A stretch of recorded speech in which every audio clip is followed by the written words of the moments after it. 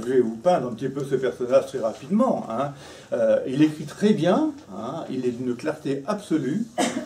C'est quelqu'un qui a eu une vie étonnante parce qu'il a été très vite engagé, d'abord, mais j'en parlerai pas ce soir, mais j'indique simplement qu'il a été l'un des grands penseurs du rapport entre la logique et les mathématiques, hein, au XIXe siècle, avec un philosophe qui n'était pas matérialiste comme lui, Whitehead, et qui a versé après dans la métaphysique, mais ça l'a rendu célèbre, si vous voulez. Et puis alors, c'est très marrant, il s'est dit, parce qu'il le dit dans sa biographie, je vais quand même pas passer ma vie à m'intéresser à la logique et aux mathématiques.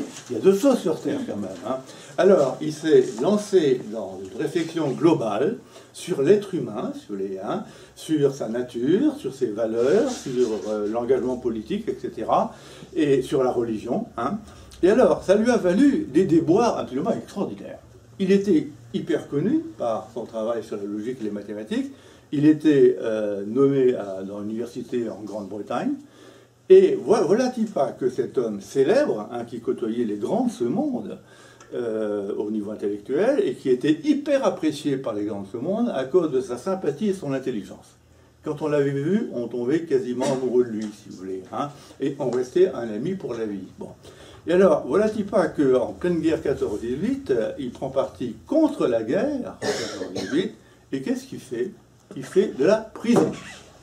Et il commence, on l'évacue de l'université où il était, figurez-vous. Vous le savez quand même. Hein. Il était très jeune, hein, dans la guerre 14-18. Bon. Par ailleurs, pour vous marquer un peu le personnage, il s'intéresse à la politique, par conséquent, il écrit des livres antimilitaristes, et il va en URSS parce qu'il était attiré par l'idéal socialiste. Je reparlerai de la notion d'idéal après. Et il a été d'une lucidité critique extraordinaire, hein, puisqu'il a très bien vu que c'était un régime qui défigurait l'idée qu'il faisait du socialisme à partir de Marx. Vous voyez, bon, hein. Ce qui me fait dire, entre parenthèses, hein, que ceux qui, au sein du Parti communiste, dont j'ai fait partie un temps, mais j'ai toujours été dans une posture critique à l'égard des pays de l'Est, ceux qui prétendaient ne pas savoir ce qui se passait là-bas, vous mentent. Hein, parce que Russell avait écrit, hein, et il avait élaboré du coup un projet socialiste qui était anti-étatiste, anti-autoritaire, voire libertaire, si vous voulez, hein, ce qui était le contraire du stalinisme, bien entendu. Bon, il continue, il a toujours ses déboires, alors il se fait éjecter de l'université en Angleterre, il va aux États-Unis, et là-bas aussi, figurez-vous que ses prises de position, cette fois-ci dans le domaine de la religion, lui valent d'être exclu de l'université où il était. Donc il va dans des collèges, etc. Finalement, il pourra revenir en Angleterre, hein, mais il a des positions anti-religieuses qu'il professe à la radio, d'ailleurs, hein, et qui lui valent des débats, des approbations parfois massives, mais aussi des critiques absolument terribles, si vous voulez. Hein. Bon. Alors, je passe sur les détails. Il s'intéresse aussi au mariage, il s'intéresse à l'amour, il s'intéresse aux enfants. Il a fondé, figurez-vous, une école. Il s'est intéressé à la pédagogie, parce qu'il a parti du principe que la pédagogie joue un rôle énorme dans la formation des individus. Il a ouvert avec sa femme une école où on pratiquait l'éducation sexuelle. Un nouveau scandale, bien entendu. Vous voyez, il s'est fait honnir par la bonne société bien pensante, si vous voulez, d'Angleterre. Alors, je passe sur les détails. Il a quand même eu 5 femmes successives qu'il a aimées. Et à la fin de sa vie, alors il est mort très, très tard. Comme quoi l'intelligence, ça conserve. Donc, j'ai l'intention de vivre vieux, si vous voulez. Il est mort, je fais le calcul, il est né en 1899, et on est en 1998, en 2018. Hein. Eh bien, j'ai fait le calcul, je crois qu'il est mort à 99 ans. C'est incroyable. Hein. Bon. Il aurait pu être centenaire. Bon. Et alors, 10 ans avant de mourir, donc en 88 cette fois-ci, il met en place le fameux tribunal Russell qui lui permettait de se battre contre la guerre au Vietnam, si vous voulez, hein, en se mettant à dos beaucoup de gens, bien entendu, et avec Jean-Paul Sartre. Si vous voulez. Voilà le bonhomme. Hein. Et pour terminer, outre le fait qu'il écrit très bien, il avait un humour extraordinaire, ce qui fait que quand je lisais ce livre-là, je m'arrêtais parfois et j'allais voir ma femme qui a fait un peu de philo, qui est très littéraire, et je lui citais des phrases de Russell. Vous voyez, alors un incident simplement que je vous donne, parce que ça m'a vraiment fait rire énormément, c'est de l'humour à la British, si vous voulez. Il était avec sa énième femme, je ne sais pas la troisième ou la quatrième, enfin peu importe. Il était en Allemagne, il faisait des conférences, et il est tombé malade, gravement malade, et il est resté pendant 3 mois dans le coma. Et à un moment donné, il se réveille.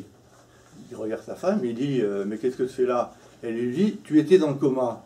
Et il lui répond oh c'est intéressant ça. Et hop, il retourne dans le coma.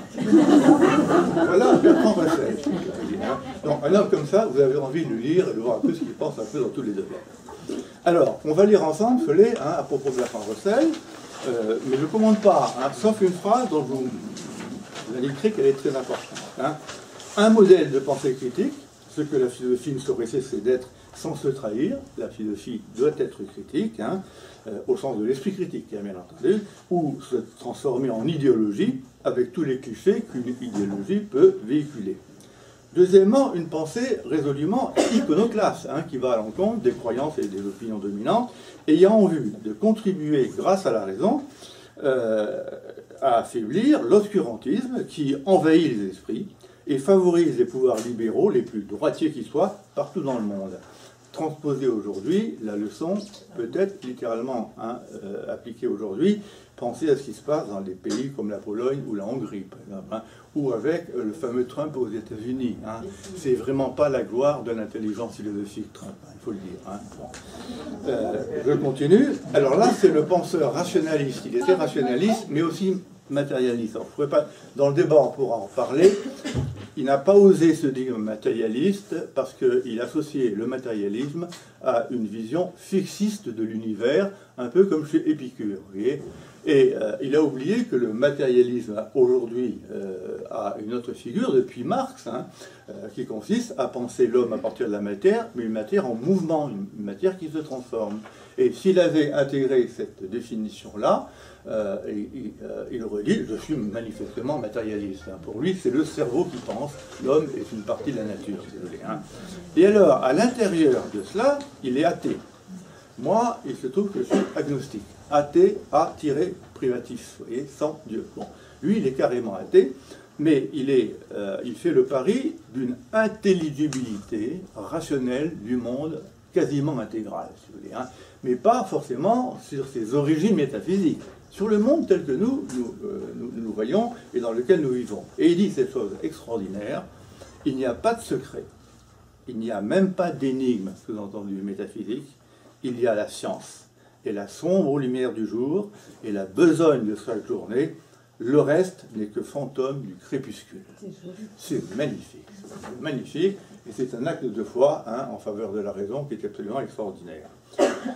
On continue, le naturalisme matérialiste, parce que le matérialisme, c'est un naturalisme, il y a la nature, si vous préférez, a éliminé, en droit tout au moins, selon lui, la vision religieuse de la nature, et son anthropologie spiritualiste, et en particulier, si vous prenez le discours de la Genèse, avec la succession, avec la création successive des espèces et le fait que chacune d'elles est qualitativement différente de la précédente et qu'il y a un esprit en l'homme qui est coupé du corps, eh bien, bien entendu, pour Bertrand Russell, qui a lu la Bible mais qui est rationaliste, il ne peut pas accepter cela, si vous voulez. Et donc, par conséquent, il est hostile à la religion, et il a écrit plusieurs livres dans ce domaine, Pourquoi je ne suis pas chrétien, Science et religion, etc., etc. Et je vous parlerai de la religion dans 2 minutes. L'éthique de Russell. Alors là, il parle d'éthique. Vous verrez qu'en réalité, on peut aussi parler de morale, mais on en parlera par la suite. Formule une sagesse, vous voyez, qui nous recommande d'ériger l'épanouissement vital de la vie sous toutes ses formes. Vous voyez, à l'encontre, par exemple, d'une problématique des péchés que vous trouvez dans le christianisme. Donc, cet épanouissement vital, il érige en valeur, et il nous éclaire sur la manière d'y parvenir. Vous verrez, la raison nous en fournit des moyens. Bon.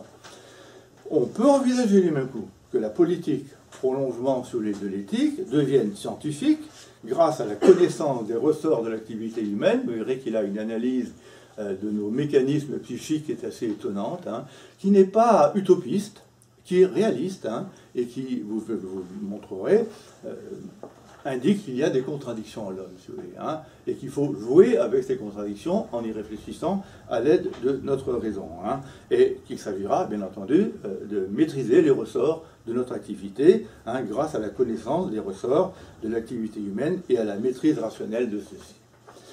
La politique.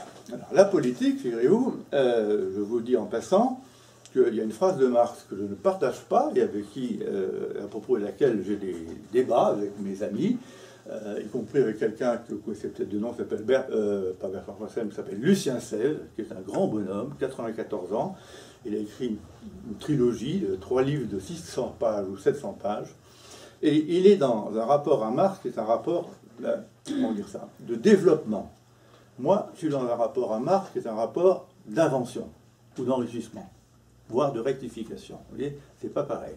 Et il y a une phrase célèbre de Marx, quand il est devenu vraiment scientifique et matérialiste, après avoir été philosophe, qui consiste à dire que le communisme n'est pas un idéal sur lequel la réalité devra se régler. Et il ajoute, je résume, le communisme, c'est le mouvement réel de l'histoire. Je ne suis pas d'accord avec ça. C'est pas vrai qu'il y a un mouvement réel de l'histoire qui nous amènerait fatalement, nécessairement au communisme, comme le pensait Marx. Hein. Et refuser de concevoir que le communisme, avec son idée de fin de l'exploitation de l'homme par l'homme, avec son idée d'égalité, de respect des libertés, c'est Marx, hein, pas dans le stalinisme, hein. Refuser d'y voir un idéal à caractère moral, c'est se tromper complètement. Voyez, hein. Bon. Et justement, Russell a revalorisé le concept d'idéal, hein, dans toute sa réflexion sur la politique. Hein. Et il a écrit tout récemment, là, est paru récemment, excusez-moi, un livre sur les idéaux politiques de Bertrand Russell, hein, fondamentalement. Hein. Alors, je lis, la politique doit reposer sur des idéaux, hein, et pas simplement sur des faits, relatifs à la vie des individus, et sa finalité est de procurer à tous une vie bonne, hein, dont l'idée de sagesse, autant que possible, donc il n'est pas dans l'utopie, hein, leur permettant de réaliser ce qu'il appelle leur pulsion créatrice. Parce que parmi les contradictions, il y a du positif et du négatif, et le positif, c'est le fait que nous sommes tous dotés d'une pulsion créatrice. Et il faut s'appuyer sur cette pulsion pour nous aider à vivre mieux, en quelque sorte. Vous voyez ? Alors, le socialisme, parce qu'il était socialiste, hein, de Russell préconise une voie patiente parce que c'est un réaliste, hein, c'est pas un utopiste précisément, hein, bien qu'il se réclame d'un idéal, c'est pas pareil, idéal et utopie. Hein. Préconise une voie patiente, faite d'étapes successives, ce qu'on peut appeler un réformisme révolutionnaire, vous voyez, évitant les risques du volontarisme totalitaire. J'en profite pour vous le dire, l'expérience de Lénine en Russie, mais je ne peux pas développer, c'est pas mon propos ce soir, était une expérience volontariste au regard des analyses de Marx, qui pensait que le communisme n'avait, ou le socialisme, peu importe ici, n'avait de chance de réussir qu'à partir des conditions fournies par le capitalisme développé. Nous y sommes aujourd'hui, vous voyez, mais la Russie n'y était pas, et donc c'était voué à l'échec. Et Marx l'a dit, et les marxistes de l'époque, hein, qui ont fondé le Parti communiste en se séparant des socialistes, n'ont pas voulu entendre ce message, voyez, hein, bon, parce que ça voulait dire qu'on ne pouvait pas se tenir à ce moment-là. Hein, le léninisme, Lénine en avait conscience, et puis après, ça a été suivi les morts trop tôt, il y a eu Staline et la catastrophe, bien entendu, stalinienne, si vous voulez. Hein, bon. Enfin, quel que soit le domaine sur lequel il aura réfléchi, il aura mis en avant donc le rôle primordial de la raison, hein, non pas de l'instinct, non pas celui de l'inspiration, hein, non pas des simples sentiments, hein, le rôle de la raison et de la connaissance, hein, contre l'ignorance et les croyances sans fondement. Alors ça, c'est fondamental chez lui. La philosophie, c'est ça. Hein, quand vous êtes professeur de philosophie, moi je l'ai été pendant longtemps, je commençais par distinguer philosophie égale raison. Le reste, c'est croyances.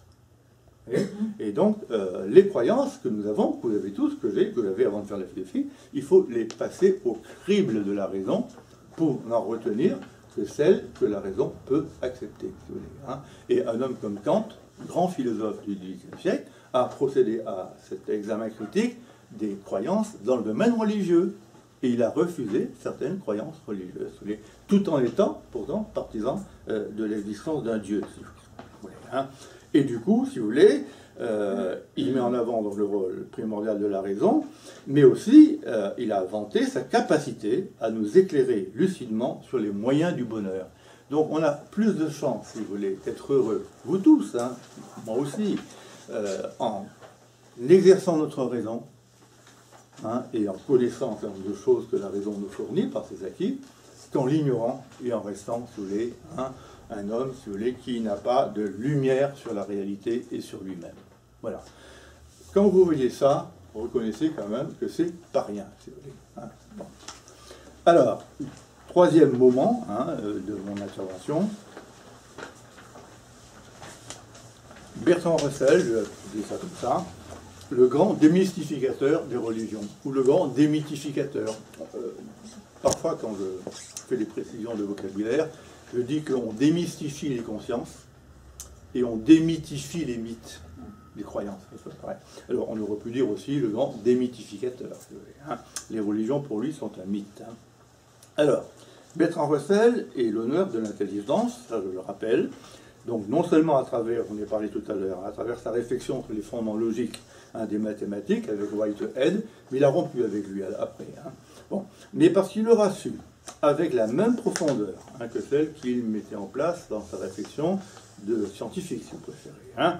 Et dans ce cas, avec une clarté admirable, il a su appliquer son intelligence philosophique donc aux problèmes moraux et politiques qu'il ne dissocie pas, et à ceux de la vie humaine en général, nature de l'homme comprise, qui ne dissociait pas, vous le verrez tout à l'heure, parce que si vous avez en tête la manière dont quelqu'un comme Macron, notre président, pense la politique, dans son livre Révolution, que j'ai étudié, et sur lequel j'ai publié un petit livre, pour Macron, il y a d'un côté la politique qui est l'efficacité, et de l'autre côté, il y a la justice sociale, les valeurs, qui sont une conséquence éventuelle de l'efficacité.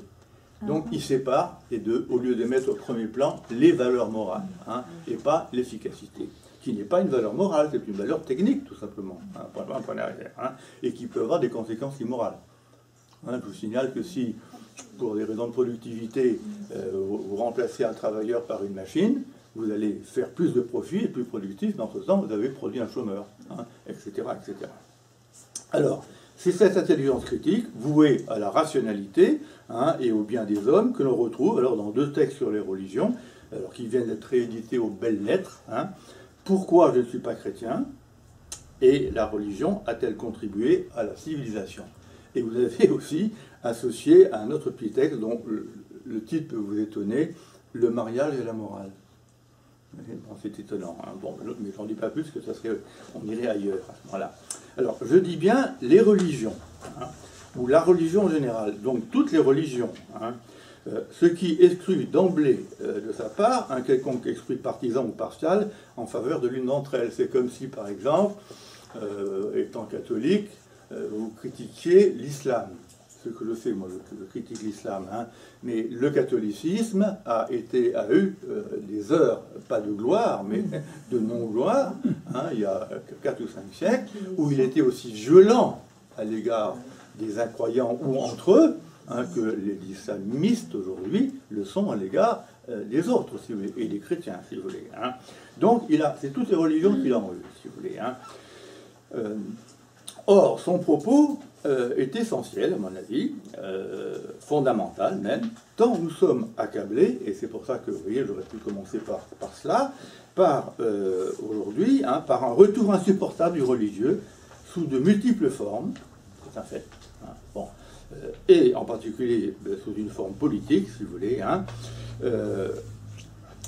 et nous sommes aussi affectés, c'est assez curieux, parce que c'est nouveau, moi je n'ai pas connu ça quand j'étais élève, nous sommes affectés par une cécité inadmissible devant ce qu'elles ont été historiquement, qu'elles continuent à être pour l'une d'entre elles, l'islam, quoi qu'on en dise, et qu'elles pourraient redevenir, si les circonstances historiques s'y prêtaient, et dont on a déjà des prémices dans les pays l'Est qui sont en train de verser dans une crypto-dictature d'inspiration religieuse, avec une extrême droite fascisante, qui instrumentalise sans doute la religion catholique, mais qui en même temps trouve en elle des ferments, si vous voulez, de totalitarisme.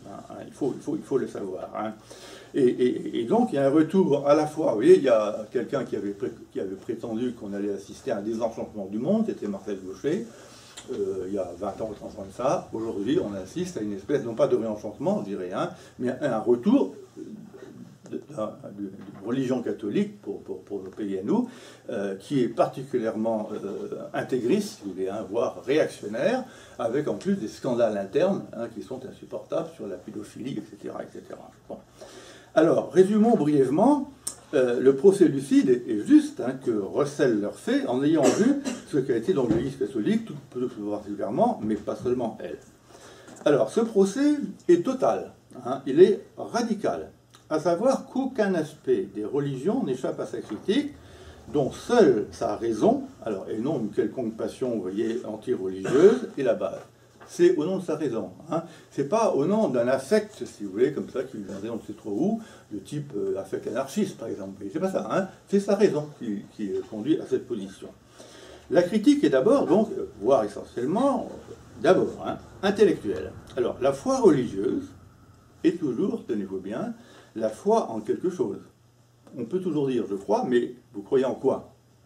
Et qu'est-ce que votre croyance vous entraîne à croire que les églises codifient et imposent, et elles s'accompagnent toujours, par conséquent, de dogmes doctrinaux qui ne résistent pas à un examen rationnel, même si la philosophie d'inspiration théologique a tenté de les rationaliser. Et vous avez à Nantes un professeur de philosophie, brillant, Denis Moreau, qui m'a invité pour faire une conférence contradictoire dans un séminaire, qui a écrit un livre « Comment peut-on être catholique ?» Eh bien, je peux vous dire que c'est quelqu'un qui ne cesse de tenter de rationaliser les absurdités évidentes, patentes, qui sont au cœur de la religion chrétienne. Quand vous dites, par exemple, que Dieu et Jésus-Christ ne sont qu'un, le Père et le Fils, donc ça veut dire que 2 est en 1, ou que 1 égale 2. Alors il m'a dit, mais la logique contemporaine permet de résoudre cette contradiction. Vous voyez, bon, il y a une tentative de rationaliser comme ça les absurdités, si vous voulez, qui sont inhérentes au dogme religieux. Bon. Alors c'est ainsi qu'il dénonce et démonte les multiples pseudo-preuves de l'existence de Dieu. Il montrera qu'il n'y croit pas. Des preuves. Il y a des preuves en science. Il n'y a pas de preuves en métaphysique et donc en religion. Comme celle, je vous le dis, qui veut que le principe de causalité nous contraigne à poser une cause suprême et sans cause. Une cause sans cause. C'est curieux, ça. Donc, tout a une cause, sauf la cause qui cause tout. Vous voyez, c'est assez curieux. Bon. Ou encore, la thèse qui affirme qu'il y aurait un plan de la Providence assignant à l'univers une fin bonne et qui expliquerait sa perfection. Denis Moreau vous dira, dans un de ses livres, « Comment peut-on être catholique ?» Vous voyez, il vous dira que toute l'histoire du cosmos, parce qu'il veut être, si vous voulez, attentif aux sciences contemporaines, donc il veut les intégrer, et puis par ailleurs c'est un homme de gauche, vous voyez, mais c'est un catho de chez catho, si vous me permettez de m'exprimer ainsi. Il va vous faire une description de l'ensemble de l'aventure du cosmos partant du Big Bang jusqu'à l'homme, en intégrant la théorie de l'évolution, et il vous dit que tout cela s'est produit en vue de permettre à un homme à la fois naturel et surnaturel appelé Jésus d'apparaître sur Terre. Quand vous dites que toute évolution s'est faite en vue de Jésus, vous n'êtes plus sur le terrain de la science. Vous êtes dans un credo, vous voyez. Vous assignez une fin, a priori, à l'aventure du monde. Et on pourrait, si vous voulez, par conséquent, multiplier des exemples, si vous voulez, de réfutation qui sont celui d'une grande limpidité. Il n'y a pas du tout d'emportement, vous voyez. C'est vraiment toujours sur le plan d'une rationalité inspirée par la raison. Mais ce qu'il faut ajouter, c'est précisément la critique intransigeante du statut de preuve scientifique que s'arroger ces arguments.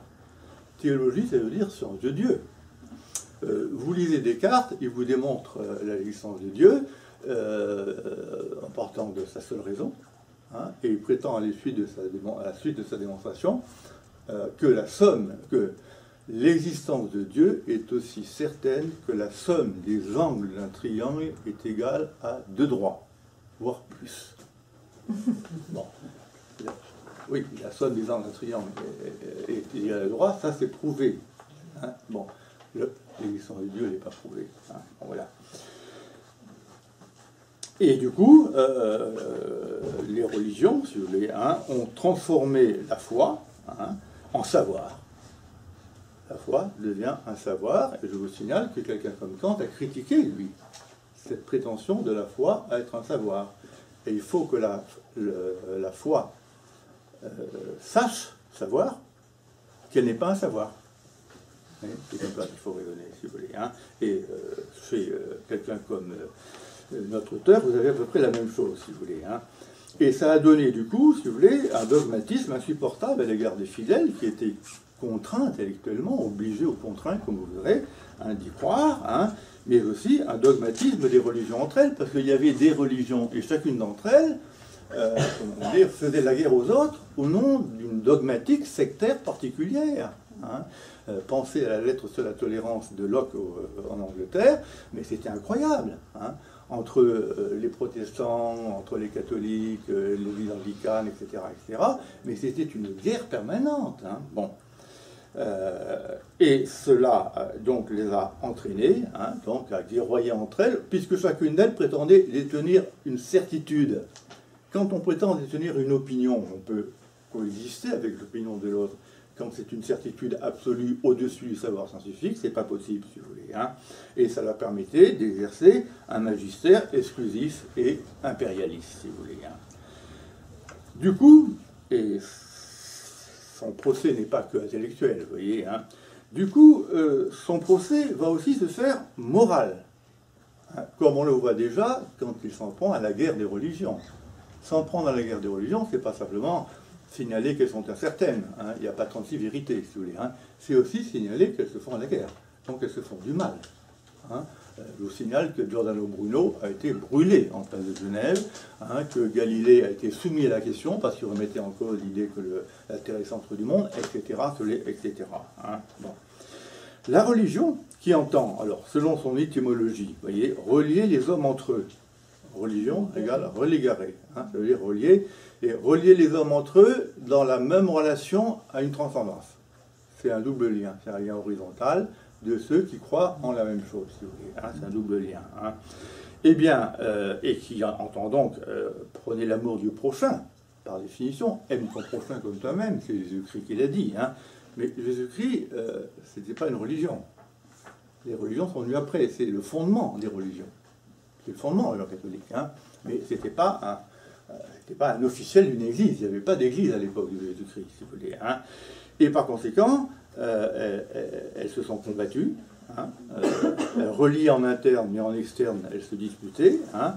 Et elles ont constitué un ferment de haine entre les hommes, point qui est régulièrement et scandaleusement occulté par l'histoire officielle des religions, hein, que l'école nous enseigne, alors que le spectacle du monde contemporain nous en offre encore de terribles exemples. Et je fais une parenthèse, directement politique, là, il se trouve que j'ai lu dans l'Humanité il y a quelques mois un article de deux responsables de l'Humanité qui voulaient qu'on enseigne, dans la perspective de Rhys Debré, davantage les religions à l'école, si vous voulez. Hein. Et qu'est-ce que je vois dans Ouest France, quelques jours après, le même article. Vous savez, ils ont une page de réflexion critique tout à la fin, où ils reprenaient les mêmes arguments. J'étais un peu désolé, si vous voulez. Hein. Alors j'ai répondu, le Ouest France, qui est un bon journal, hein, et relativement ouvert, a accepté ma réponse, et le titre, c'était non pas simplement... leur titre à eux, c'était « Il faut davantage enseigner les religions ». Davantage. Comme si on ne les enseignait pas déjà d'une manière ou d'une autre en histoire et en philosophie, si vous voulez. Hein. Mais moi, j'ai dit, pour un enseignement critique du fait religieux. Un enseignement critique, oui, au sens de l'examen critique, mais pas un enseignement acritique, si vous voulez. Hein. Bon. Alors, au point que Russell peut non se moquer, hein, mais s'indigner du fait que bien des chrétiens n'ont pas été ou ne sont pas des chrétiens, au sens où ils n'appliquent pas les préceptes d'amour. Ils se disent chrétiens, mais ils ne le sont pas. C'est moi qui parle, à sa place. Chrétien, Franco, Salazar, Pinochet. Chrétien, l'antisémitisme, hein. Les chrétiens ont été les premiers antisémites. Hein. Forme d'amour que la haine mortifère du mécréant ou de l'apostate dans l'islam. Et si vous voulez, on pourra en parler, mais c'est noir sur blanc dans le texte. Hein. Il ne faut pas se voiler la face, si vous voulez. Hein. les femmes se voilent la face, elles, c'est une forme, mais intellectuellement, on n'a pas à se voiler la face. Si vous voulez, hein. Bon. Mais Russell va plus loin que le rappel de ces faits historiques, dont le croyant, aveuglé par sa foi, dira qu'il résulte du contexte. Alors ça, c'est une grande idée aussi, ou qu'il gêne d'une mauvaise interprétation des textes fondateurs, et j'en profite pour vous le dire, c'est la grande mode et la grande stratégie de l'interprétation pour sauver la lettre de ces textes. Parenthèse, j'ai une amie qui habitait Salle d'Olonne, qui est une grande spécialiste de l'islam. Elle est soufiste, d'ailleurs, à titre personnel. Elle fait des conférences partout, elle est appelée partout, etc. etc. Et ça fait 2 fois qu'elle m'invite pour me convertir au soufisme. Elle ne peut pas. C'est pas possible. Et alors, elle va vous dire que, mais c'est pas une lettre, le Coran, c'est pas une lettre incréée, ce que prétend le Coran. C'est la parole de Dieu, absolue. Elle dira non, non, ce sont des créations humaines qui peuvent être interprétées. Ben, ça, c'est une stratégie de sauvetage de l'islam, si vous voulez. Alors, selon les époques, on donnera un sens différent au même texte, si vous voulez, fondamentalement. Alors, il analyse, Russell, brillamment quelques-uns de ces dogmes pour dénoncer l'immoralité qu'ils comportent, ou qu'ils entraînent. Alors, il en est ainsi de la dualité de l'âme et du corps, l'âme et le corps. Il montre bien que le mépris du corps, lequel est ce qui nous relie aux autres et à la vie sociale, c'est parce que je suis corporel que je suis en face de vous qui êtes aussi des corps, et aussi des esprits, bien entendu, eh bien, le mépris du corps entraîne, faute d'un pouvoir suffisant sur cette vie qui nous la rendrait aimable, à privilégier l'individu spirituel en nous, et à privilégier notre salut dans et par la foi. C'est la première fois, figurez-vous, que j'ai entendu dire qu'il y avait dans la religion chrétienne, parce que ça a été dit aussi par mon ami Marcel Conche, dont vous avez peut-être déjà entendu parler dans un de ses bouquins, mais il y a un individualisme, voire un égoïsme, dans le fait, vous voyez, de mettre au premier plan le salut de sa propre personne. Et ça veut dire qu'on se tourne vers la transcendance en priorité, avant de se tourner horizontalement, ça c'est vertical, au lieu de se tourner horizontalement vers les autres, et secondairement vers la transcendance, fondamentalement. Alors, on ajoutera également 2 points moraux, et humainement décisifs à ce que j'ai dit. D'abord et avant tout, alors, une dénonciation parfaitement fondée de ce qui s'est appelé la morale religieuse, avec en particulier tous les interdits visant le corps et la sexualité. Bon. Alors, j'en profite pour vous le dire, c'est pas, on appelle ça la morale. En fait, c'est une éthique, c'est un système de valeurs particulier qui se fait passer pour la morale. On en reparlera dans la deuxième partie de mon exposé. On oublie trop le mal que ces thèmes, ces interdits, ont fait à l'homme et à la femme, et ce, dès l'enfance, les faisant souffrir, les culpabilisant à l'aide de cette croyance absurde dans le péché originel. Péché originel. Mais d'abord, comment un péché qui a eu lieu il y a des milliers de milliers d'années peut-il se transmettre de génération en génération? Il n'y a pas d'hérédité de l'acquis. Un péché, c'est un acte. Comment l'immoralité d'un acte peut-elle se transmettre par l'hérédité? Comment à des enfants qui n'en peuvent mais qui n'ont rien fait, si vous voulez. Bon, il y a cela. Et ça peut parfois, la croyance en ce genre de culpabilité, si vous voulez, à l'égard du corps et à l'égard de soi-même dans notre rapport au péché originel, ça peut rendre, bien entendu, violents ou malades les êtres humains. Si vous voulez. Ça peut les rendre violents ou malades. Et Russell a raison, cela aurait été l'un des combats émancipateurs, vous voyez, de sa vie, d'affirmer résolument le droit à la liberté sexuelle et à celle des mœurs individuelles contre tous les ostracismes religieux se déclarant moraux. C'est bien pour ça qu'il a eu 5 femmes. Mais il a été impeccable avec ces femmes, y compris en particulier avec les enfants qu'il a eu de ces femmes et à qui il a assuré, ces femmes ne pouvaient pas l'assurer, à qui il a assuré une vie matérielle aisée, si vous voulez, quitte à s'en priver lui-même parfois, si vous voulez. Bon. Alors, en réalité, donc, cette morale religieuse, donc elle est morale entre guillemets, parce que c'est comme ça qu'on raisonne, si vous voulez, bon, n'est pas morale, elle est immorale, puisqu'elle a pour conséquence le malheur des êtres humains. Et, bon. En Vendée, il y a, je ne sais pas si vous êtes au courant, il y a quelqu'un qui a vécu dans une école privée, étant enfant, hein, dans même un presbytère, je crois, qui vient d'écrire un livre sur toutes les souffrances qu'il a subies dans son école. Hein. Et ça se vend, ça a été préparé chez un éditeur local, et ça se vend à une vitesse folle, si vous voulez, hein, parce que les gens se reconnaissent, si vous voulez, hein, dans l'atmosphère de culpabilité et dans les déviances sexuelles dont il a été l'objet, si vous voulez. Hein. Alors, ce n'est même pas donc une morale, hein, pour moi, mais dans mon langage, donc une éthique, hein, un système de valeurs particulier qui se fait passer pour une morale, voire pour la morale, c'est la morale, hein, il n'y a pas 36, hein, et qui est fondé, dit Russell, celui qui parle, sur la cruauté. La morale chrétienne est une morale cruelle, inhumaine. Ensuite, et plus largement, Russell peut s'en prendre, alors là, logiquement, à l'idée d'un Dieu bon et tout-puissant. Comment rendre compatible la bonté de Dieu et sa toute-puissance, les deux à la fois? Vous voyez, hein, s'il est bon, pourquoi il n'y a pas pu faire mieux, hein? Bon. Et donc il n'est pas puissant. Ou alors, s'il est puissant, pourquoi est-ce qu'il n'a pas rendu les choses meilleures? Donc il n'est pas bon. Vous voyez, c'est comme ça qu'il raisonne, Russell. Hein.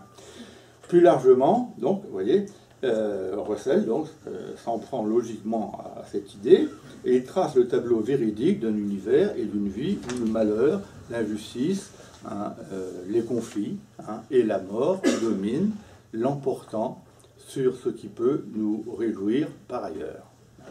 Et il a cet argument simple en faveur de l'athéisme: il ne saurait y avoir un bon Dieu ayant créé tout cela, et par conséquent, il ne saurait y avoir de Dieu du tout. C'est ça la thèse de Bertrand Russell. Hein. On ne peut pas à la fois être bon et puissant, celui à la fois. Et il a une formule qui me vient à l'esprit, parce qu'elle m'a plu beaucoup quand je l'ai lue, évoquant ceux qui sont reconnaissants à Dieu de l'univers dans lequel nous vivons. Il leur dit: quoi? Une reconnaissance pour si peu? Ça, c'est l'humour de Russell. Bon. Alors, on est là en présence d'un argument, c'est un argument, mais axiologique, vous voyez, ou normatif imparable, que seuls ceux qui ont la foi béate chevillée au corps ou au cœur récuseront en se référant à l'idée que la transcendance divine est incompréhensible. Donc, c'est absurde, mais j'y crois. Voilà. C'est pratique, hein, c'est très pratique. Hein. Bon. Grand bien, c'est moi qui parle, hein, à leur face, mais Russell pourrait le dire aussi, hein, sauf que pour moi, cette manière d'acquiescer au mal ici-bas, hein, toutes les formes du mal, hein, est proprement inacceptable. On aura compris pour finir, hein, que la religion est pour le philosophe anglais le règne de l'obscurantisme. Religion égale obscurantisme.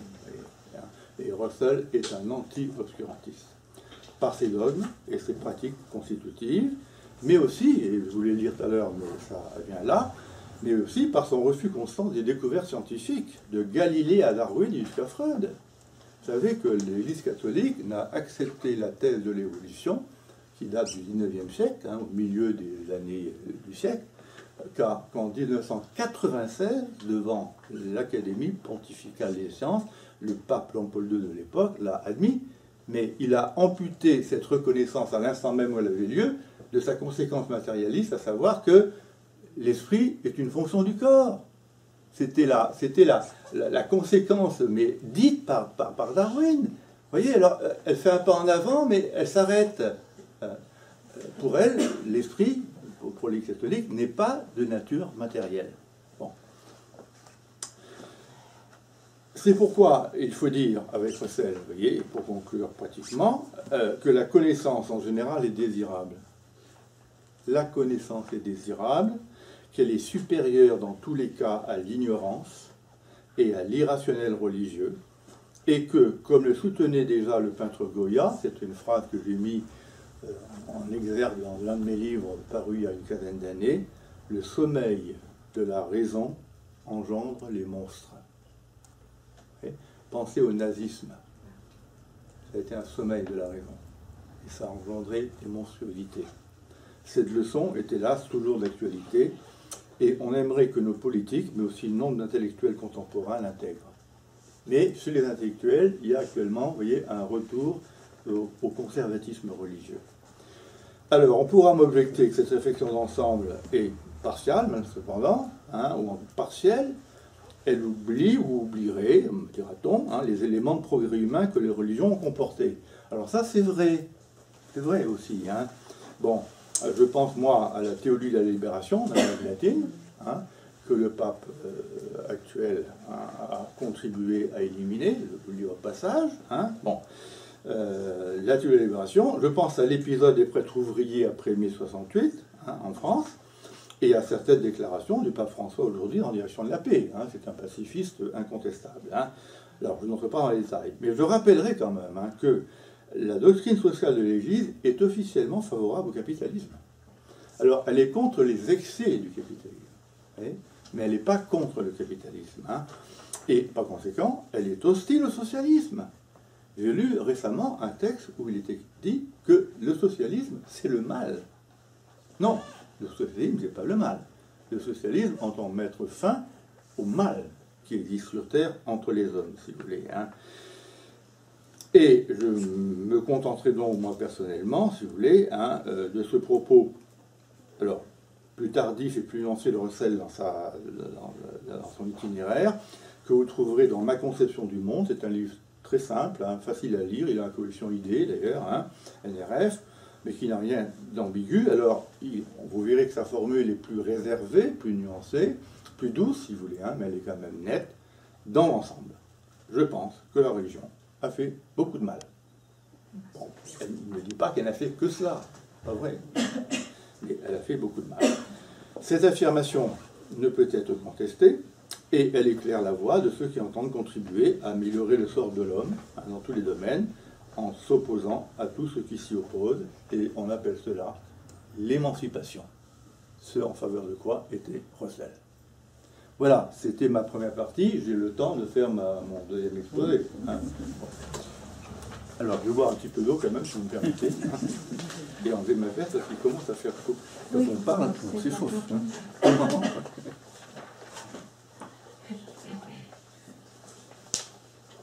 Alors, Bertrand Russell, mon propos sera un petit peu différent, vous allez voir. Hein. Donc, il faudra être attentif à certaines choses que vous allez découvrir d'ailleurs. Hein. Mais c'est une pensée complexe. Bertrand Russell, donc, la politique entre éthique et morale. Alors, au-delà de son immense travail de logicien, hein, et de sa réflexion rationaliste sur la connaissance humaine, il s'est aussi penché, alors dans la même optique rationaliste, vous voyez, il poursuit son itinéraire et son inspiration sur les fondements normatifs de la politique. Donc la politique, ce n'est pas qu'un ensemble de faits, elle a des fondements normatifs qui renvoient à des normes. Sa conception a évolué, et donc je me contenterai d'analyser sa version finale, vous voyez, la plus achevée, que l'on trouve dans un livre qui s'intitule « Éthique et politique », et qui date de 1954, « Éthique et politique hein, », ouvrage remarquable de clarté malgré la subtilité, voire la complexité de certaines de ses analyses. Et là, vous voyez, je vous dis tout de suite, il y a deux écoles philosophiques en France, hein, puis même au siècle précédent, mais en France maintenant, il y a ceux qui pensent rationnellement et clairement, avec un langage transparent en quelque sorte, même s'il est difficile, hein, et ceux qui se lancent dans une philosophie dont le langage est sophistiqué, compliqué, et parfois ne veut pas dire grand-chose. Je m'excuse pour ceux qui seraient partisans de ce philosophe, c'est le cas de Gilles Deleuze. Quand vous lisez la philosophie de Deleuze, pas l'historien, c'est d'une complication invraisemblable. Je n'ose même pas vous donner les noms qu'il utilise pour décrire la manière dont il conçoit le monde. Alors, c'est une conception sur les rapports entre politiques, de la politique, hein, qui, tout en suscitant souvent mon accord, hein, mais aussi en m'interpellant, moi j'aime bien me faire interpeller par ce que je lis, hein, ne me satisfait pas totalement. Hein, et elle m'obligera à réaffirmer ma position, mais en dialogue avec elle. Alors, je commencerai par la présenter à grands traits avant de la critiquer brièvement. Hein, donc d'abord, présentation la plus honnête possible. Hein. L'ouvrage s'intitule bien « Éthique et politique hein, », et non « Morale et politique ». Bon. Ce détail terminologique n'est pas neutre, même si les deux termes sont souvent confondus dans la tradition philosophique ou l'opinion courante. Si vous ouvrez un manuel de philosophie, si vous avez des enfants ou des petits-enfants qui sont en terminale, vous verrez encore la morale d'Épicure, vous voyez, la morale stoïcienne, ce ne sont pas des morales, ce sont des éthiques ou des sagesses. Vous voyez, bon, faut faire très attention. Vous voyez, hein. Bon, et ce n'est qu'à partir de Nice, je vous signale, hein, qu'avec sa géométrie de la morale, qu'on a séparé ces deux termes et ces deux instances. Et vous verrez que ça a des conséquences, bien entendu, énormes. Hein. Bon. Et alors, ce qui est assez curieux, c'est que ce détail, on n'est pas neutre, hein, mais d'autant plus que le terme de morale est bien présent. C'est ça qui est curieux, celui, vous voyez, distingué du précédent, mais à la marge, vous voyez, ou implicitement, ou alors sous une forme qui le déprécie, ce terme de morale. Vous voyez.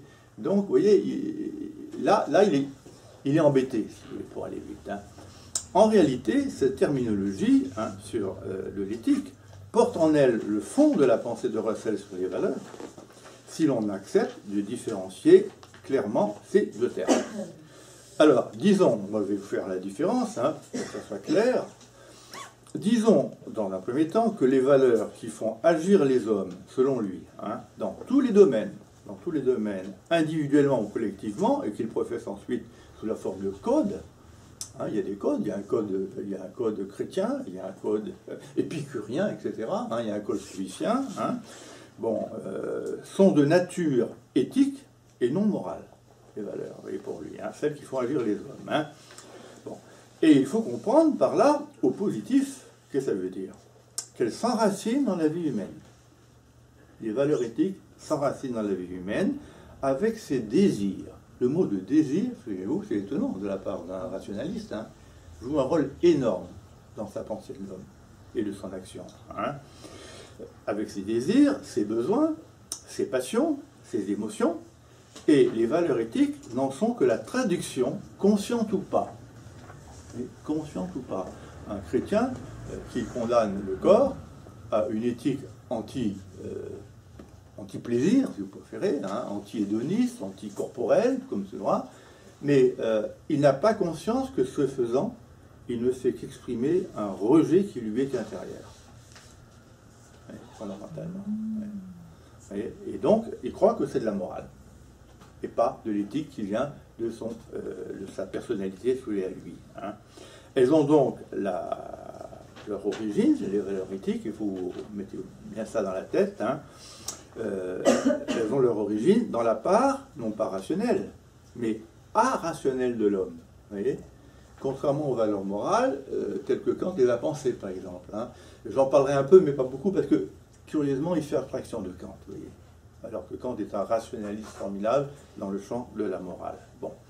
Les valeurs éthiques, toujours, hein, qui sont motrices pour notre comportement, hein, sont donc entièrement immanentes, voyez, à la vie empirique de l'homme dans toute sa concrétude et ses diverses facettes, y compris, bien entendu, socio-historiques. Russell a toujours fait une place à l'histoire et au rôle que l'histoire joue dans la détermination de nos valeurs. Hein. Et cela donc signifie, en négatif cette fois-ci, le positif c'est qu'elles viennent de la vie, si vous voulez, hein, mais en négatif, cela veut dire qu'elles ne proviennent pas de la raison. Alors c'est étonnant, hein, que je vous parle d'un philosophe rationaliste qui, s'agissant des valeurs, vous dise qu'elles ne viennent pas de la raison. Et vous verrez que la raison intervient quand même d'une manière corrélative, si vous voulez, hein, mais elle n'est pas au premier plan, si vous voulez. Hein. Bon. Point décisif, donc il peut paraître étrange, hein, et qu'il est effectivement. Parce que ça limite, bien entendu, le pouvoir de la raison. Si la raison ne peut pas vous imposer, hein, des normes de vie, et que les normes de vie ne sont que l'expression de votre vie à vous, qui peuvent varier de l'un à l'autre, ça paraît mettre en échec la raison elle-même, et donc limiter le rationalisme de Russell. Alors, explicitons cette idée et cette difficulté. Bon. La raison, dit-il, à l'encontre de Kant, hein, qui est le grand absent. Hein. Moi, dans tous les livres que j'ai lus de lui, je n'ai pas vu un terme, d'abord la référence à Kant, et puis des mots qui soient clairement hérités de Kant, okay, fondamentalement. Dans l'idée d'impératif inconditionnel. C'est une idée kantienne pour la morale. Vous voyez, tu dois respecter autrui, c'est un impératif inconditionnel, sans condition. Que l'autre soit riche ou pauvre, noir ou blanc, etc., etc. En tout cas, pour lui, c'est ça qu'il faut bien comprendre. C'est là que la subtilité et la complexité intervient. La raison est incapable de définir les fins de l'action, les buts. D'accord. Entendons aussi bien les fins que de fait nous poursuivons, de facto, que celles, alors faites attention, qui sont dignes d'être poursuivies. Donc il y aurait des fins, il envisage la possibilité qu'il y ait des fins qui soient dignes d'être poursuivies, donc ce ne sont pas les fins que nous poursuivons en fait, hein, mais la raison est incapable de les définir. Vous voyez? Bon. Parce que là, cela nous ferait passer à un plan normatif, on serait au niveau des normes, on ne serait pas au niveau du fait vital, vous voyez, hein, et ce plan normatif, il lui arrive, pour le dénier d'ailleurs, hein, de le définir comme moral ou juste, mais c'est pour le récuser. Il n'y a que des valeurs éthiques. Bon, on est bien à l'opposé de Kant, hein, puisque celui-ci affirme que la morale ne légifère pas seulement sur les moyens de l'activité humaine, contrairement à ce qu'on croit parfois. Il ne faut pas mentir, par exemple, hein, il ne faut pas maltraiter l'autre dans le détail, etc. etc. Il ne faut pas être hypocrite, hein, mais elle légifère aussi la morale, et c'est même fondamental chez lui, hein, sur les objectifs de l'action humaine, que ceux-ci soient individuels ou collectifs, et donc que ce soit ceux de la politique. La morale va imposer à l'homme les fins morales qui vont se traduire en politique, et chez lui, ce sera par exemple la République, les républicains, ou un projet de paix perpétuel. Il a été l'un des ancêtres de l'ONU, ou avec la SDN, entre-temps, la Société des Nations. Si vous voulez. Bon. La paix, disait-il, est le chef-d'œuvre de la raison morale. Magnifique formule. Bon. Russell, alors, malgré son rationalisme affiché, adopte une position contraire. Vous voyez, bon. Il n'y a pas, alors là, moi, ça me bouleverse un peu dans mes convictions, hein, parce que ce n'est pas ma conviction. Il n'y a pas de concept de ce qu'il appelle la justesse objective. La justesse objective, une action qui soit connaissable, qu'on puisse connaître, et susceptible de faire l'accord de tous, nous en fournissant par conséquent une vérité morale. Il n'y a pas de vérité dans la morale. Il y a une vérité dans la science, mais pas dans la morale. Et, dit-il, cette chose étonnante, alors pensez par exemple à l'antiracisme et au racisme, hein, bon, qui sont partagés par des groupes différents, bien entendu, hein, nous ne pouvons montrer, je le cite, hein, qu'une forme de conscience est moralement supérieure à une autre. Quoi? L'antiracisme, le pacifisme, ça ne serait pas supérieur au racisme et à l'esprit belliqueux? Bon. Il rejoint ici ce qu'il affirme dans un autre ouvrage, Science et religion, oui, Science et religion, où il indique que la question de valeur, ou des valeurs, les questions de valeur plutôt, sont entièrement en dehors du domaine de la connaissance. On ne peut pas connaître ce qui est bien. Bon. Le concept de devoir, du coup, en sort fragilisé, voire apparaît comme une illusion subjective et inutilement culpabilisante dont il faut se débarrasser. Tu dois faire ceci, tu dois faire ceci, ne fais pas ceci, ne fais pas ceci. Il y a des domaines où une éducation hyper répressive peut abuser du concept de devoir, dans les domaines où il n'a pas lieu d'être, mais ça culpabilise l'enfant. Et pensez alors au rapport de l'enfant à sa sexualité et à la manière dont Russell, je vous l'ai dit tout à l'heure, hein, s'est battu pour une éducation de l'enfant à la sexualité et qui ne le culpabilise pas de sa sexualité. Si vous voulez. Bon. Alors, non seulement, alors pourquoi? Parce que l'expérience du devoir est variable, vous voyez, elle est variable, mais tout autant parce que sa prise en compte, c'est étonnant ça, dans la vie concrète, alors même qu'il y serait présent, ce devoir, n'est en rien efficace. Le devoir n'est pas efficace. Il n'y a pas d'instance transcendante venant de la raison, vous voyez, donc distincte de la vie, hein, s'imposant à la vie, susceptible de lui commander. Hein, quand la vie est violente, par exemple, à la raison, on dira non, tu ne dois pas être violent, hein, tu ne dois pas te comporter d'une manière violente, mais elle n'est, non seulement elle ne peut pas interdire, mais elle ne peut pas non plus la faire agir, la vie, en conformité avec ses prescriptions. ni interdire le mal, ni obliger au bien. Bon. Alors, l'obligation dite morale n'est efficace qu'en liaison avec cette même vie concrète dont elle est le masque ou le moyen. C'est incroyable. Alors, écoutez ce que je vais dire ensuite. Quel que soit le sens du mot devoir, il est lié à la sensibilité et au désir. On revient à l'éthique. C'est incroyable, hein? Ce que nous prétendons devoir cache en réalité des choses que nous désirons faire, hein, et que l'on va habiller, il le dira, vous verrez plus tard, d'un langage moral pour l'imposer aux autres, ou pour se justifier auprès des autres. Et en fait, c'est du désir qu'il y a derrière. À quoi s'ajoute aussi, bien entendu, avec l'idée de devoir, l'absence pour Russell, là il a raison, hein, d'une condition anthropologique liée à l'homme, hein, sans laquelle la notion morale de devoir n'a pas de sens, et vis-à-vis de laquelle Russell est pour le moins très sceptique, et là je le suis entièrement, le libre arbitre métaphysique. Difficilement compatible avec la vision déterministe du monde et de l'homme que la science impose désormais et à laquelle il acquiesce. Il est matérialiste et déterministe.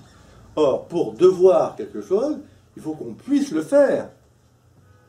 Kant disait, d'une manière remarquable, tu dois, donc tu peux. Vous voyez ? Or là, il n'y a pas de devoir, et il ne peut pas y avoir de devoir, parce qu'il n'y a pas de libre arbitre susceptible de dire oui ou non à cet impératif. C'est étonnant quand même. Hein. Bon.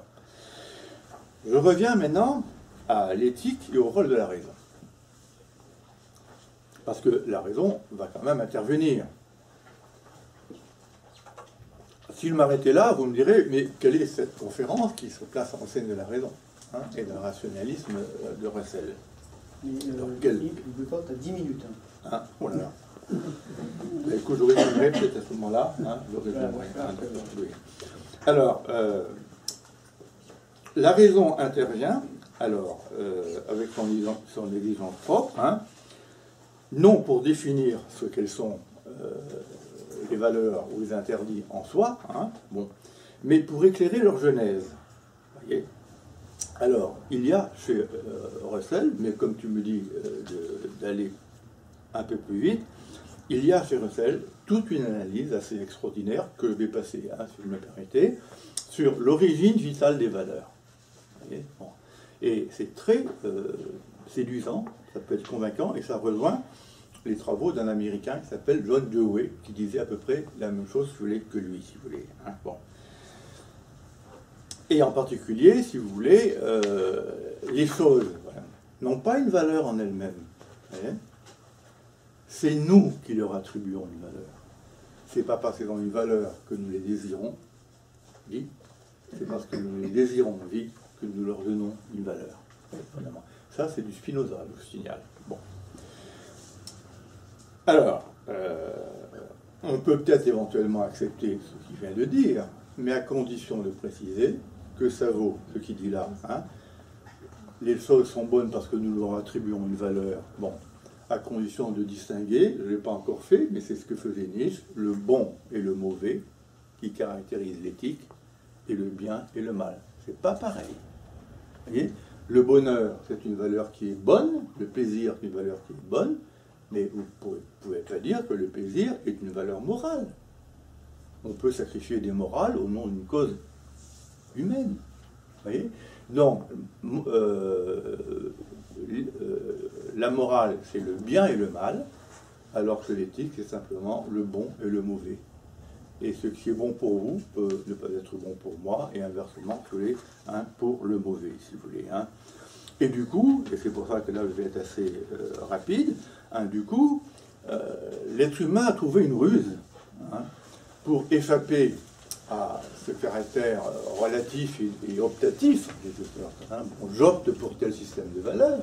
Hein. C'est sûr que parmi vous, vous avez des styles de vie qui traduisent des préférences existentielles, et vous ne pouvez pas me les imposer, je ne peux pas vous, vous dénoncer de les posséder ou de les avoir. Hein. Alors simplement, les gens qui sont partisans d'une éthique ne veulent pas accepter humblement que ce n'est qu'une option éthique.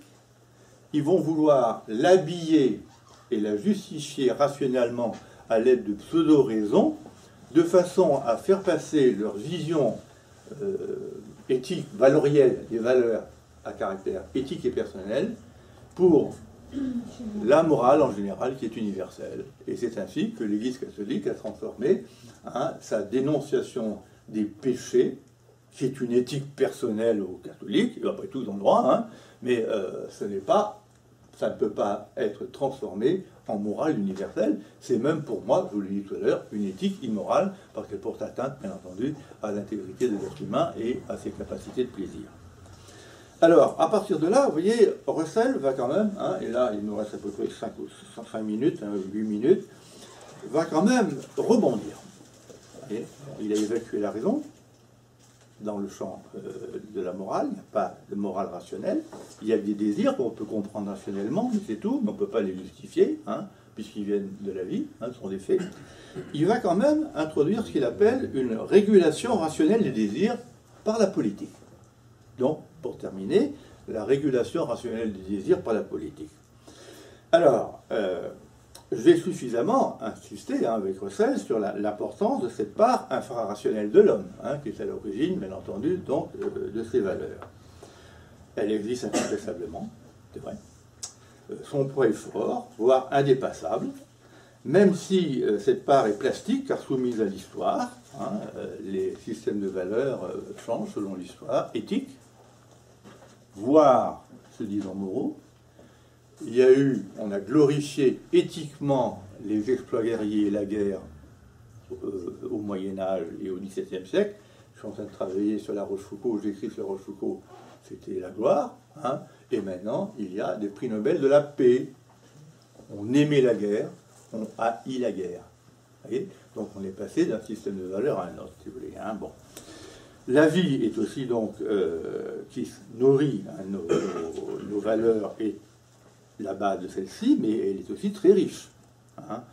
Bon, et par conséquent, ignorer cette richesse, vous voyez, c'est de la vie chez l'homme. C'est mutiler l'idée qu'on doit se faire de cet homme. Alors, l'analyse qu'il nous en donne est extrêmement vaste, je dirais, moins lucide et profonde, et je ne peux pas l'évoquer en détail, mais alors, je vais laisser de côté, quand même, c'est dans l'allusion, mais je vais laisser de côté la distinction, pourtant importante, qu'il fait entre des désirs égoïstes et des désirs non égoïstes. Il y a de l'égoïsme et du non-égoïsme, vous voyez, en nous, bon. Entraînant, parce que ça pourrait,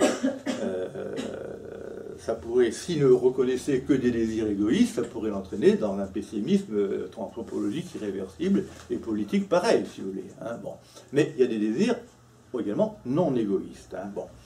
L'important se trouve dans l'idée que tous les désirs des différents hommes ne sont pas d'emblée, alors faites attention à ces termes, ils sont très, très, très importants, compatibles ou compossibles. Ils ne peuvent pas toujours coexister, vous voyez. Bon. Par où l'on retrouve la question de l'égoïsme, source de dissension ou différente, puisqu'ils ne veulent pas les uns aux autres. Donc là, l'égoïsme va être imprégné de désirs qui nous sont propres, mais qui ne sont pas compatibles ou compossibles avec ceux d'autrui, si vous voulez. Bon. C'est ainsi que l'amour nous pousse à désirer le rapprochement ou l'entente avec autrui, et nous le concilie. La haine, elle, nous pousse à désirer l'affrontement et le conflit avec l'autre et suscite une haine réciproque. C'est un exemple très simple et tout banal, mais c'est vrai. Et y compris, entre parenthèses, dans la vie de couple. Il y a dans la vie de couple, malheureusement, des moments d'amour en principe qui dominent. Il peut y avoir aussi des moments d'agressivité sous les coups de haine. Bon. Et du coup, le bien, vous voyez, en l'occurrence, le bon, puisque lui, là, ça flotte. Mais moi, quand il dit le bien, moi, je traduis aussitôt le bon, pour l'instant. Le bien que ces désirs constituent pour un homme ou un groupe n'est pas le même dans les deux cas, selon qu'on est dans l'égoïsme ou dans le non-égoïsme. Vous voyez, quand on est dans l'égoïsme, il ne peut être qu'un bien ou un bon partiel, propre à un individu, ou un groupe particulier, classe, nation, race, etc., et opposé à d'autres conceptions du bien, c'est-à-dire du bon, alors que c'est seulement dans le premier cas que les désirs sont mutuellement compatibles. Dans le cas de désirs non égoïstes et compatibles avec ceux d'autrui, et qui permettent la réalisation d'un bien et d'un bon général qui s'inscrivent alors dans une perspective universelle. Il n'exclut pas, vous voyez, cette possibilité d'une entente universelle ou universaliste, hein, de la part non égoïste des désirs humains. Bon. À quoi s'ajoute alors, malheureusement, en contradiction, vous voyez, il est dans l'analyse fine, hein, des données alors clairement négatives. Alors, je vous en cite une comme ce qu'il appelle l'acquisivité. L'acquisivité, c'est le fait que nous avons tous envie d'acquérir des choses, de posséder, d'avoir, vous voyez, d'enlever à l'autre ce qu'il a. L'acquisivité, c'est la première fois que je rencontre ce terme, si vous voulez. Hein. Bon. La prééminence. Bon, la prééminence, par définition, ne peut pas être partagée, puisque c'est une prééminence. Hein. Bon. Autant de normes de vie donc, qui opposent les hommes entre eux, puisqu'elles sont liées à des désirs incompossibles au sein de tout groupe humain. Hein. La prééminence nous oppose aux autres, par définition, puisque c'est la supériorité de l'un sur les autres. Si vous voulez, hein. Et si le rôle de l'éthique et du désir, vous voyez, et du plaisir, quand elle est réfléchie théoriquement, hein, eh bien, elle peut promouvoir un maximum de plaisir ou de bonheur, défini par le plaisir, bien entendu, hein, comme chez les utilitaristes, d'ailleurs, c'est de l'utilitarisme. Hein, plus généralement, la raison va être obligée, confrontée, obligée, c'est un peu compliqué chez lui, hein, va être confrontée à la nécessité de distinguer entre bons et mauvais désirs et plaisirs. Donc plus généralement à la nécessité, c'est lui-même qui le dit, hein, de réguler le champ des désirs. Je dis bien nécessité, le faux, hein, de facto, car comme le dit fortement Russell, à l'encontre d'un angélisme, si vous voulez, qu'on pourrait avoir, les conflits de désirs sont un fait essentiel et incontournable de l'existence humaine. Et c'est là qu'intervient, alors tout aussi nécessairement, vous voyez, mais paradoxalement, au regard de tout ce qui a été dit, devinez quoi? La morale. Ben oui. L'un des principes, je le cite, hein, de la loi et de la morale est de les atténuer, ces conflits. Les atténuer, mais ils ne peuvent être jamais totalement éliminés. Mais elle le doit, c'est l'un de ses buts de la morale. Il parle bien de morale et pas d'éthique. Celle-ci, qui avait pourtant été disqualifiée, réapparaît comme l'instance, c'est-à-dire le moyen permettant d'harmoniser de fait les désirs individuels ou collectifs entre eux. Grâce à l'État politique, donc à travers la politique, et grâce à une éducation devant la relayer. Je vous ai dit tout à l'heure qu'il avait fondé une école libertaire, mais il accordait un rôle énorme à l'éducation. Et moi, en tant que philosophe, j'en suis de plus en plus convaincu. Si vous voulez, hein. Bon. Russell retrouve alors, c'est assez étonnant, hein, une exigence et un optimisme qui étaient les siens dans sa jeunesse, hein, avant qu'il ne prenne assez vite conscience de l'expérience soviétique. Comme il n'avait pas conscience, bon, morale, politique, ça allait ensemble, vous voyez, mais après, il a dû déchanter. Mais il formule cette exigence sous une forme matérialisme qui emporte en partie mon adhésion. Alors, il ne s'agit pas de faire appel à une morale transcendante, vous voyez, dont il devait penser comme Marx qu'elle n'était que l'impuissance mise en action. Marx a dit ça de la morale au nom de l'intérêt.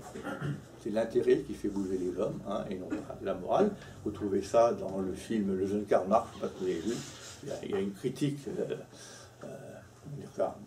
des collaborateurs du mouvement communiste que Marx va remplacer, en leur disant vous faites en permanence appel à la morale, au bon sentiment, mais ce n'est pas ça qui change le monde, c'est la connaissance des lois de fonctionnement de la société et l'intérêt humain.